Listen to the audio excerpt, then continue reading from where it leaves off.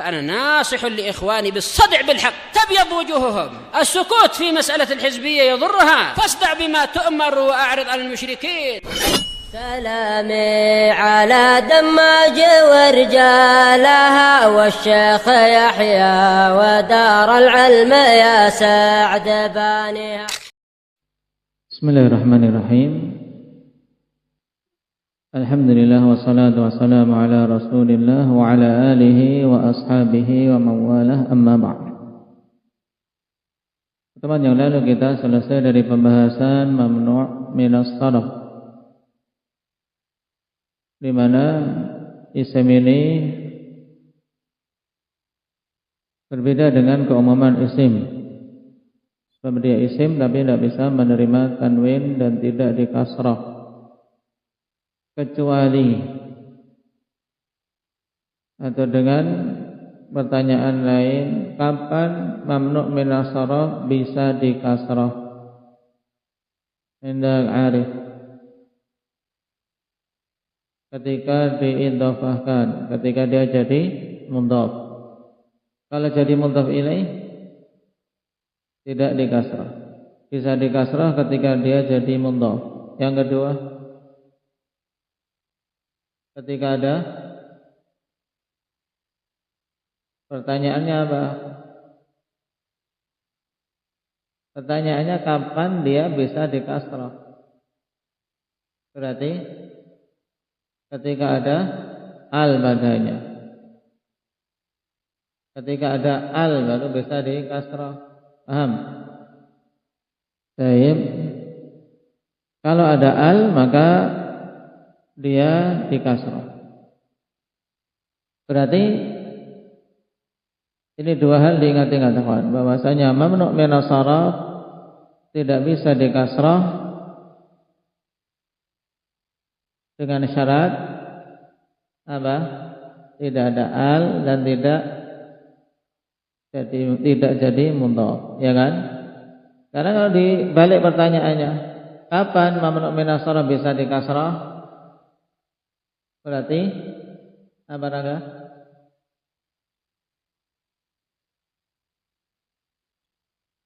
Ya, jangan ragu-ragu gitu jawabnya. Yang mantap, menunjukkan paham. Ketika kemasukan alif lam, terus ketika menjadi mudhaf. Nah gitu. Tamam. Baik. Kapan mamnu' minas sarf ditanwin? Kapan mamnu' minas sarf bisa ditanwin? Indah ya Zikri.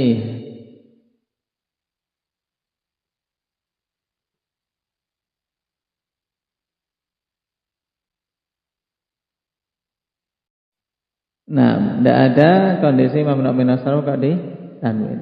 Nah, semua mamnu' minas sarf tidak boleh ditanwin. Baik. Ketika ada al apalagi, ya kan? Ketika ada al jelas yang ditanwin saja tidak bisa ditanwin kalau ada al. Ketika jadi mudhaf juga jelas. Nah, jadi yang bisa cuman apa? Dikasrah. Ada kondisi tadi. Bisa dikasrah kalau ada al, kalau dia jadi mudhaf. Itu diingat-ingat.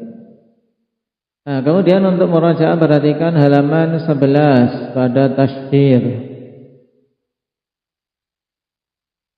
Antum bisa dilihat itu ringkasan tentang ilalu man'is sarfi.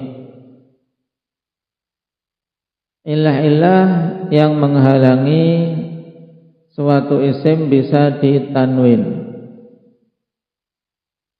Sudah ketemu? Dilihat. Baik, antum perhatikan ilahnya terbagi jadi dua jenis. Illatan, dua illah. Kemudian jenis berikutnya illatun wahidatun taqumu maqamal illatain.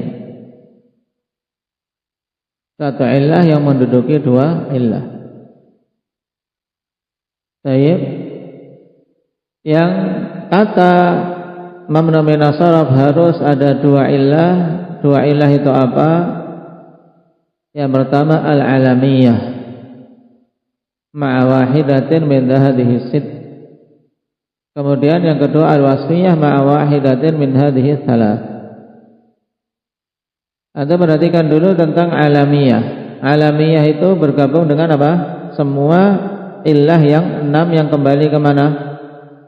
Illah yang 6 kembali kemana? Indaka akbar? Ke lafad. Tayyib. Illah lafdiyah. Di situ 6 dengan contohnya taknif seperti Fatimah. Berarti kalau ditanya Fatimah, dia mamnu' minas sarf, illahnya apa? Indah Iqbal. Alamiyah ma'a ta'nif bi ghairi alif. Taib. Al-ujmah karena dari kata ajam diserap ke dalam kalimah Arabiyah ka Ibrahim. Dan telah kita lewati semua nama nabi itu apa? Ajami kecuali berapa? Indaka Ali? 4. Siapa saja?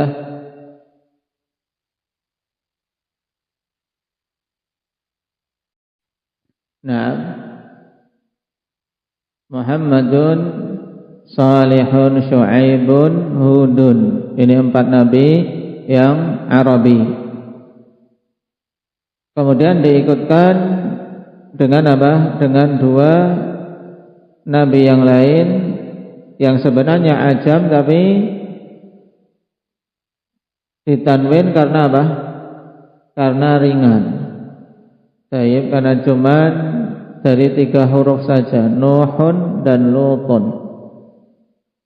Tayyib, jadi diingat-ingat yang Nuh, Lut, Hud ini kadang yang sedikit keliru, ya kan? Yang ajami Nuh dan Lut. Kalau Hud itu Arabi. Kemudian nama-nama tempat semuanya apa?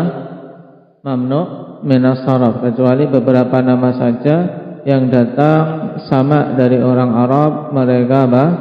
Membacanya dengan tanwin. Dicontohkan kemarin Hunain, Minan, Badrun, Wasit, Dabik dan Hijr. Kemudian tarkib alamiyah ma'at tarkib. Tarkib apa yang dimaksud? Jabir. Tarkib masjid itu maksudnya apa?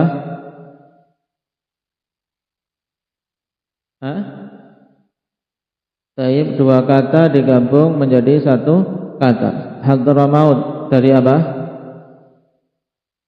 Hadra dan maut. Taib. Ziyadatul alif wan nun. Tambahan alif dan nun. Seperti Utsman, Sulaiman. Makanya terkadang seperti contoh Sulaiman. Ini padanya apa? Alamiyah dan ujmah. Ya kan? Alamiyah ujmah. Tapi juga apa? Bisa alamiyah ziyadah alif wan nun. Tapi kuat yang mana? Ziyadah dimasukkan kemana kalau kita ingin menyebutkan pada Sulaiman? Dia alamiyah ma'al ujmah atau alamiyah ma'al ziyadah alif wan nun? Lebih kuat mana?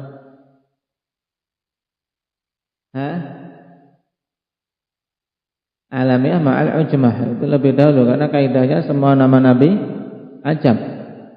Taib.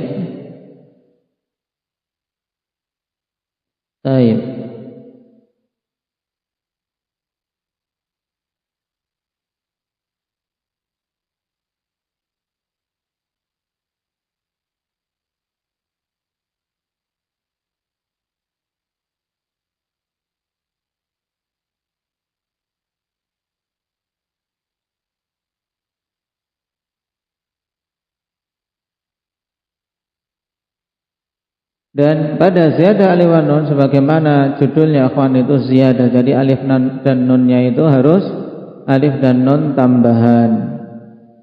Taib. Makanya kalau ada kata yang akhirnya alif dan nun tapi itu asli, maka apa? Maka tidak masuk dalam kategori. Taib.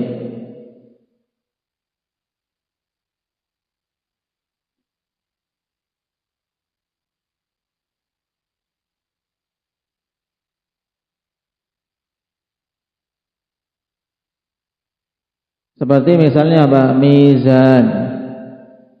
Mizan. Di situ alif dan nun, tapi asli nunnya karena dari wazana, ya kan? Taib. Lisanun. Akhirnya apa? Alif dan nun, tapi alif dan nun itu asli, bukan tambahan. Taib. Asnan. Sin nun jamaknya apa? Asnan. Asnanu atau asnanun? Hah? Nu. Nun atau nu? Asna nu. Ya. Atau nun? Kenapa? Hah? Kamu taljumu gimana? Berarti ditanwin atau tidak ditanwin ini? Kenapa? Ilahnya apa? Asnanu.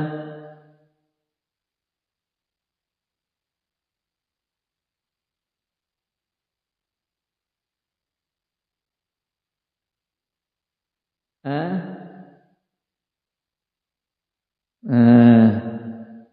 Apa Muhammad? Mamnu min as-sarf atau enggak? Sinnun jamaknya asnan.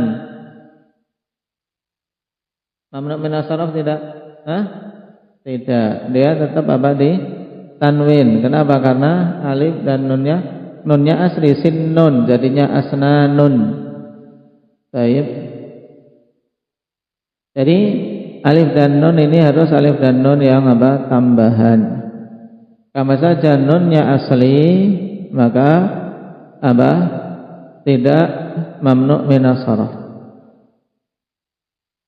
Wazanul fi'il, dan wazan fi'il yaitu wazan yang mayoritasnya digunakan untuk fi'il. Kalau ada suatu isim menggunakan wazannya, maka dia mamnu min as-sarf. Contoh af'al seperti Ahmad. Kemudian adil seperti Umar. Dan untuk adil ini kata-katanya terbatas. Tayyib, Umar, Zuhal. Tayyib. Kenapa? Karena sebagaimana kita terangkan yang lalu, sebenarnya adil ini kan sudah apa? Mentok. Mau nyari ini sebabnya apa sebenarnya. Orang-orang Arab mengucapkan dalam kondisi mamnu min as-sarf. Akhirnya muncullah untuk menyesuaikan kaidah harus ada dua illah, makanya ada istilah adil. Kemudian wasfiyah hanya bergabung dengan tiga. Antum bisa lihat di situ adil, ziyadah alif wan nun, dan wazan fi'il. Baik.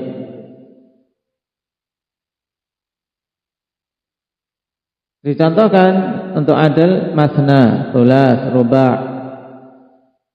Nah, masna bentuk perubahan dari apa? Syukran. Adil itu kan hasil perubahan. Berarti masna itu perubahan dari apa? Isnani. Nah, dua, nain, isnain. Ziyadah alif wan nun sama ikhwan harus ada tambahan. Adsyad, ghadban, taib, jawaan. Taib.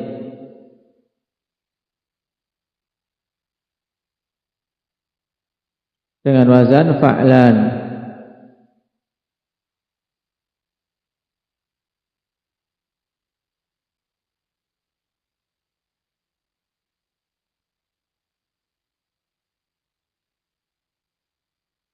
Kemudian wazan fi'il, wasfiyah ma'al wazan fi'il, contohnya akram. Ini kalau yang diinginkan apa? Akram berupa apa? Sifat. Baik. Tapi kalau ada orang dinamakan akram, maka masuk alamatnya apa? Ilahnya apa berarti? Alamiyah ma'a wazan fi'il.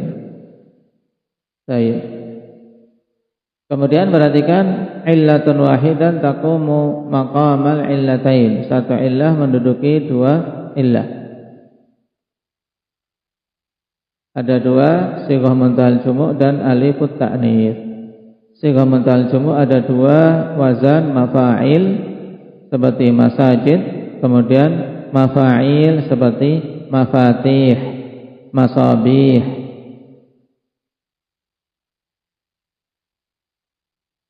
Kalau daftarun jamaknya apa, Iqbal? Buku tulis daftarun, jadinya dafatiru. Ini juga wazannya apa? Masajid. Sama. Jalan apa? Syari'. Apa? Jalan-jalan jadinya apa? Syawari'. Kemudian alif ta'nits ada dua maksurah seperti hubla dan mamdudah seperti hamra. Baik. Ini diingat-ingat. Baik. Sekarang kita baca khatimah.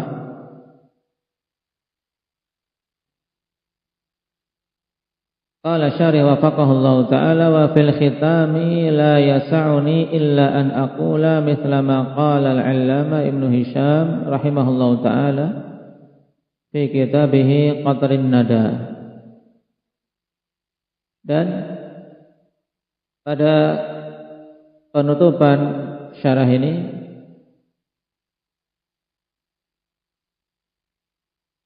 tidaklah ada yang lebih pantas bagiku untuk aku ucapkan sebagai penutup, untuk aku jadikan sebagai khatimah, kecuali aku ucapkan semisal apa yang diucapkan oleh Al-'Allamah Ibnu Hisham rahimahullah ta'ala dalam kitab beliau Qatrun Nada. Yang Qatrun Nada, kalau kita perhatikan apa yang akan ditulis oleh beliau nanti adalah muqaddimah, kitab untuk pemula sebenarnya. Perhatikan kata beliau di penutup risalah Qatrun Nada, wa hadza akhiru ma aradna imla'ahu ala hadhihi al-muqaddimah. Dan ini adalah akhir dari apa yang kami inginkan untuk didiktekan, yaitu untuk ditulis pada muqaddimah ini. Wa qad jaa'a bihamdillahi muhadzabal mabani. Dan sungguh risalah ini dengan semata-mata memuji Allah Subhanahu wa taala telah datang dalam keadaan muhadzabal mabani. Al-mabani yang dimaksud adalah al-alfaz yang menjadi apa? Bangunan penyusun suatu kitab. Suatu kitab kan disusun dari apa? Lafaz-lafaz. Sehingga makna muhadzabal mabani yakni munaqqahal mabani, dalam keadaan betul-betul terpilih kalimat-kalimatnya, bukan sembarangan. Lafaz-lafaznya terpilih. Musyayyadal ma'ani, demikian pula dalam keadaan makna-makna yang memiliki nilai tinggi. Karena makna musyayyad ay murtafi'.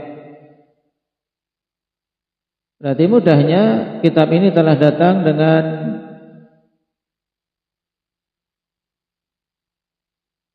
izin dari Allah bihamdillahi tabaraka wa ta'ala, dalam keadaan lafaz-lafaznya terpilih dan memiliki makna yang bernilai tinggi. Muhkamal ahkam, muhkam ay mutqan, dalam kondisi juga hukum-hukum yang mutqin padanya, dipilihkan pendapat-pendapat yang rajih.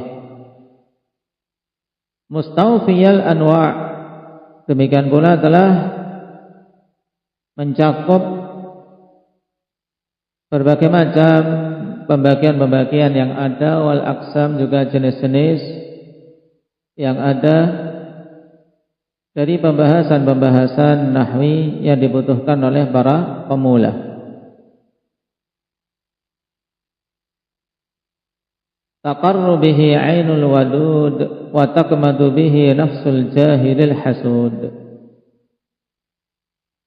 Yang mata orang-orang yang mencintai akan menjadi berbinar-binar. Dan sebaliknya orang-orang yang jiwanya ada hasad dan dia adalah seorang jahil, maka dia akan dipenuhi kesedihan yang disembunyikan di dalam jiwanya. Kenapa? Karena hasad, jengkel, sedih. Wa taqmadu bihi nafsul jahilil hasad, karena taqmad dari kamadahan, yaitu al-huznu syadid al-maktum alladzi la yustata'u imda'uh, yaitu suatu kesedihan yang sangat kuat yang tersembunyi, yang tidak mungkin untuk dia nampakkan. Jadi intinya karena kitabnya bagus, menjadikan orang yang mencintai senang, dan orang yang jahil yang hasad akan membenci, jengkel dan sedih. Kemudian beliau bawakan 3 bait syair yang dinisbahkan kepada Bashar ibnu Burd dalam diwannya.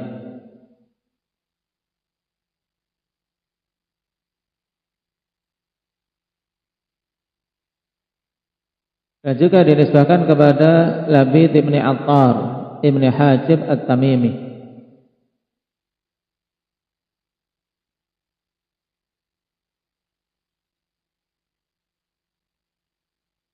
Dalam Bahjatul Majalis. Perhatikan 3 bait ini. In yahsuduni fa inni ghairu laimihim, qabli minan nasi ahlil fadli qad husidu.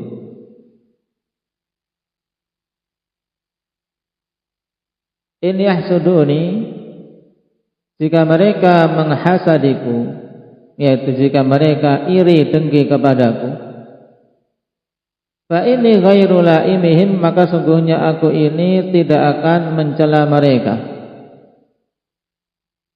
Baik, ghairu laimihim, aku tidak akan mencela mereka. Maksudnya innilah alumuhum, aku tidak akan mencela, tidak akan mencaci, membalas keburukan mereka itu. Kenapa? Qabli minan nasi ahlil fadli qad husidu.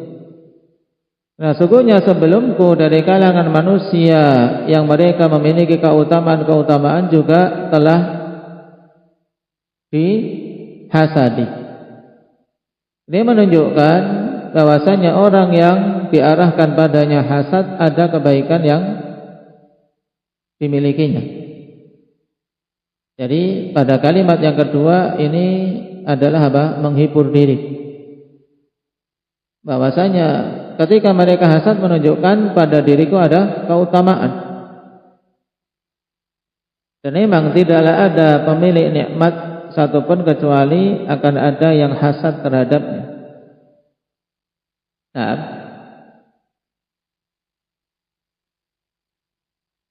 pada mali walahum ma bi wa ma bihimu wa mata aktsaruna ghaidhan bima yajidu. Padama edama yadumu. Jadi apa? Senantiasa terus keutamaan yang ada pada diriku dan hasad yang ada pada mereka. Jadi kondisinya seperti ini terus. Dan pada mali walahum mabi wa mabihimu juga bisa dibawa kepada makna doa. Jadi kalimat ini bermakna doa, berarti doa untuk kebaikan diri sendiri. Semoga Allah Subhanahu wa taala senantiasa jaga keutamaan yang ada pada diriku Dan semoga lahum, ya pada mereka juga senantiasa terus menerus ada ya pada diri mereka hasad yang menjadikan mereka penuh dengan sesak hatinya. Baik.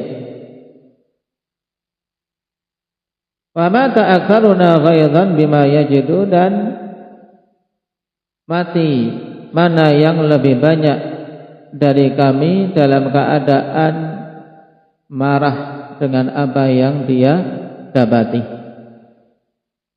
Dan aktsaruna, mana yang lebih banyak di antara kami, yaitu orang-orang yang hasad. Maksudnya di sini orang-orang yang hasad itu akan mati dalam keadaan membawa kejengkelan yang ada di dalam hatinya, dan inilah keburukan hasad. Hasad tidak berdampak, tidak bermandarat kecuali pada orang yang memilikinya. Yang berlaku hasad dialah yang akan tersiksa sendiri. Mati dengan membawa kejengkelan, kedengkian, dan nikmat pada orang yang dia hasadi tetap ada. Anal ladzi yajiduni fi sudurihim la artaqi sadaran minha wala aridu. Nah, inilah kalimat yang pada sebagian syurah juga mengatakan kebingungan dalam memaknakannya, maksudnya bagaimana. Kemudian sampai belum mendapati sebagian syarah yang menjelaskan hal tersebut. Di antara makna yang mudah untuk bait terakhir ini, ikhwan, anal ladzi yajiduni fi sudurihim, akulah orang yang mereka dapati aku senantiasa ada di dada-dada mereka sebagai orang yang dihasadi. Jadi aku ini senantiasa ada di dada mereka dalam kondisi apa? Mereka hasad kepadaku. Paham? Kemudian la artaqi sadaran minha wala aritu, maksudnya apa? Ya, aku terus menerus di dada mereka, senantiasa diingat kebencian mereka itu tidak hilang-hilang terhadapku. Nah, karena la artaqi sadaran itu, nah maksudnya apa? Pergi dari suatu tempat. Kemudian aridu lawannya, kawan, dari al-wurud, warada yaridu, yaitu datang ke suatu tempat. Ungkapan ini biasa digunakan untuk hewan-hewan yang mendatangi kolam tempat minum.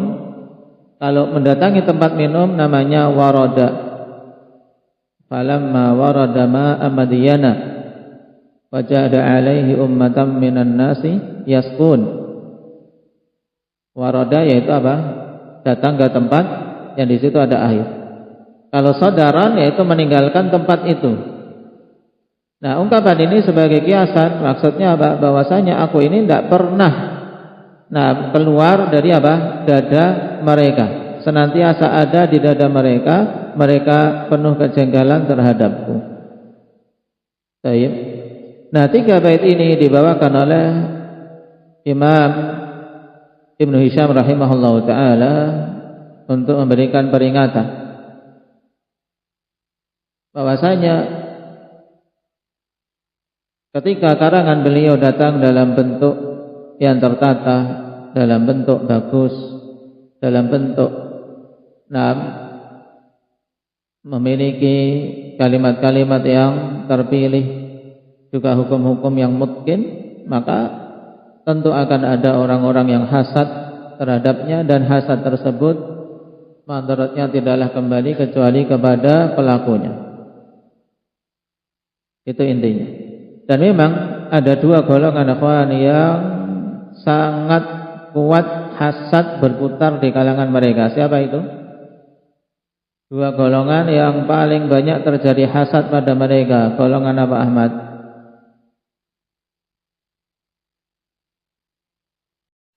Golongan para pedagang dan para penuntut ilmu serta ulama. Nah, ini 2 golongan yang sangat banyak terjadi hasad di kalangan mereka. Golongan para pedagang. Pedagang itu banyak sekali hasadnya satu sama lain. Yang sana laris, aku enggak laris. Demikian pula para penuntut ilmu dan ulama. Nah, makanya kalau kita membaca kitab-kitab yang ditulis tentang hasad yang terjadi di kalangan ahli ilmi luar biasa. Na'udzubillahi minal hasad. Terkadang tidak sampai terpikir di benak kita ulama-ulama besar sampai terjatuh dalam seperti itu. Karena apa? Tadi syaitan menjerumuskan untuk terjatuh dalam hal yang seperti itu. Terlebih lagi al-aqran.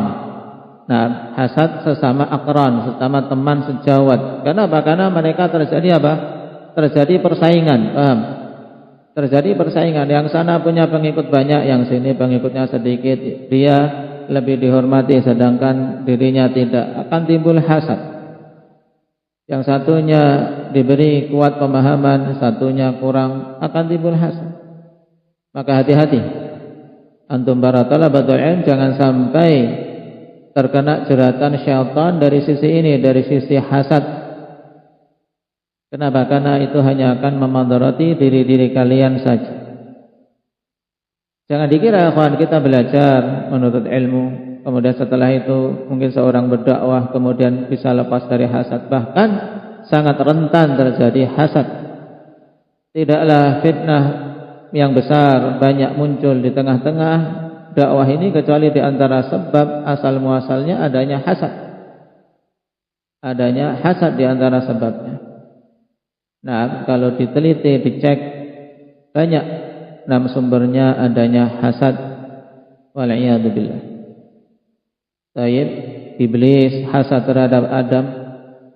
Kemudian 2 anak Adam, salah satunya hasad terhadap saudaranya sehingga terjadi pembunuhan pertama kali. Yahudi menolak menerima kebenaran karena hasad. Nah, ini contoh-contoh besar. Belum lagi generasi-generasi setelahnya. Qala wa ilallahil azimi arghabu an yaj'ala dzalika liwajhil karimi masrufan wa 'alan naf'i bihi mauqufan. Dan kepada Allah Subhanahu wa taala, Zat yang Maha Agung, aku berharap agar Allah Subhanahu wa taala jadikan tulisan ini semata-mata terarah demi mengharapkan wajahnya yang mulia.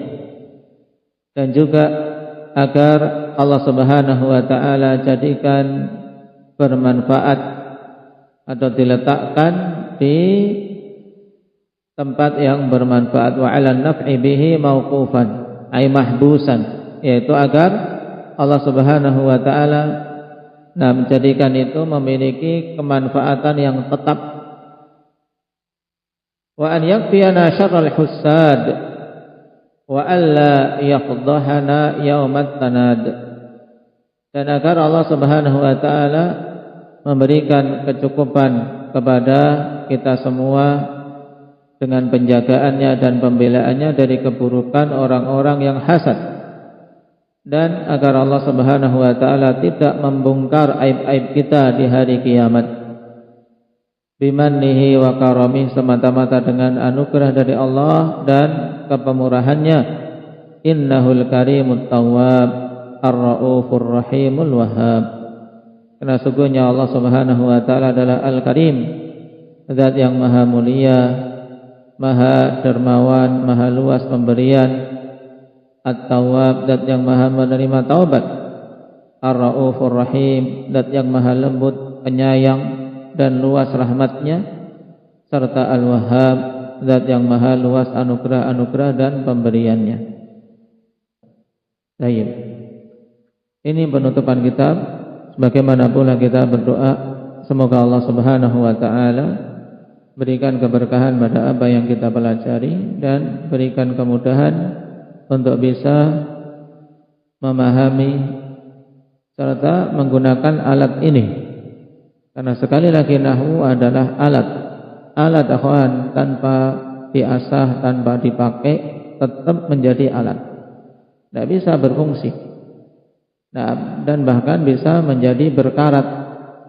Maka antum harus diasah terus. Makanya dulu di antara nasihat Syekhuna Abu Bilal hafizahullah taala untuk seorang, hendaknya pada hari-harinya ada bagian untuk apa? Murajaah lughah. Kalau dia bisa mengajar, maka murajaahnya dengan mengajarkan. Sehingga akan senantiasa hidup ilmu tersebut dan semakin kuat.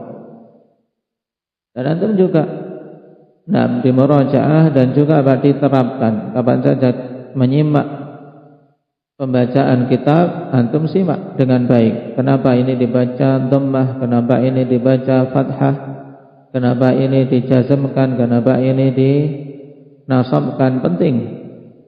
Kemudian kalau dalam pikiran kita kok harusnya ini nasab kok dibaca rafa, tanyakan sehingga di situ akan hidup ilmu. Antum akan hidup ilmunya. Istishkal itu penting, yaitu berupaya untuk mencari jalan keluar dari iskal. Ketika temu sesuatu itu jangan cuma sekedar diterima begitu saja, berpikir dalilnya apa, kenapa demikian. Kemudian akan muncul iskal dalam benak kita. Talib yang seperti ini insyaallah akan berkembang dengan cepat. Tapi kalau pasif yang penting ngapal. Ilmu alat itu tidak hanya ngapal, karena apal itu sekedar sarana untuk bisa memahami sarana ini. Jadi dia sarana dari sarana. Paham? Matan itu sarana untuk kita bisa memahami dan mempermudah menempelkan maklumat. Maka jadikan, misalnya antum jadikan Jurumiyah ini sudah hafalan pokok untuk nahwu. Yang lainnya tinggal antum tambah-tambahkan ke maklumat. Karena semua pembahasan nahwu ya seperti ini. Cuman diperluas saja. Diperluas syurutnya, diperluas ada khilaf padanya, diperluas tentang hudud, tentang pengertian-pengertian dan seterusnya. Ya. Jadi tinggal antum tambahkan pada apa yang sudah dihafal. Makanya kalau Jurumiyah mutqin insyaallah harusnya sudah bisa baca kitab. Tinggal memperkuat kosakata dan juga memperkuat yang namanya perasaan terhadap bahasa. Perasaan terhadap bahasa ini yang butuh mumarasah. Maksudnya mumarasah itu butuh sering-sering. Maka ini yang bisa membedakan antara yang belajar di Indonesia dengan yang belajar di negeri Arab. Dari sisi bisa merasakan bahasa. Kenapa? Karena hidup dengan orang-orang Arab, bisa tahu rasa bahasanya, intonasinya, ngomongnya bagaimana. Sehingga akan lebih mudah ketika itu. Cuman tidak kemudian menutup kemungkinan kita yang belajar di Indonesia kemudian berarti tidak bisa, bukan. Berarti harus ke Yaman, tidak. Ke Yaman pun kalau tidak semangat ya sama saja hasilnya sama. Malah membingungkan. Belum enggak jadi tapi juga enggak bisa, enggak mau belajar lagi, malah ruwet.